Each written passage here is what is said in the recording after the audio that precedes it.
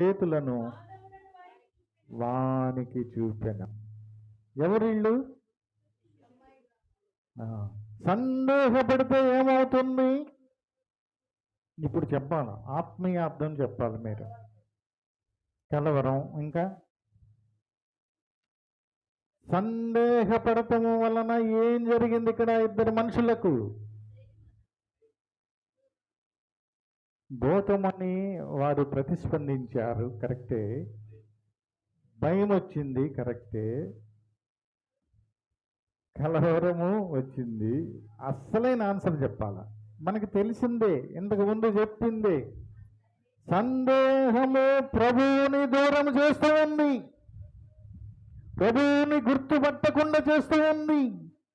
ఇదిగో సంగమునకు దూరం చేస్తూ ఉంది. యెరూషలేము నుంచి దూరంగా వెళ్తూ ఉన్నారు.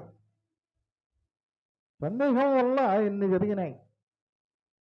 ఇది యెరూషలేములో ఉండాల్సిన వారు ఎక్కడికి వెళ్తున్నారు? ఎమ్మాయేమో అనే గ్రామంలోకి ఉన్నారు. యెరూషలేమునకు ఆమడ దూరమున ఉన్నటువంటి ప్రాంతం 60 ఫర్లాంగులు. 60 ఫర్లాంగులు అంటే లెక్కల మాస్టర్ చెప్పాలి ఎన్ని కిలోమీటర్లు. 10 ఫర్లాంగులు 1 కిలోమీటర్లు. ఇప్పుడు చెప్తారా? 6 కిలోమీటర్లు. యెరూషలేము నుంచి దూరంగా సందేహము చేసిన పని. దేవునికి దూరంగా, దేవుని సన్నిధికి దూరంగా ఆయన లేచాడంట. అందరు చెప్పుకుంటున్నారు. ఇదే వీళ్ళు మాట్లాడుకుంటూ ఎమ్మాయి అనే గ్రామానికి వెళ్ళిపోతూ ఉన్నారు. ప్రభువు నుంచి దూరంగా వెళ్తూ ఉన్నారు. ప్రభు సన్నిధి నుంచి దూరంగా వెళ్తున్నారు.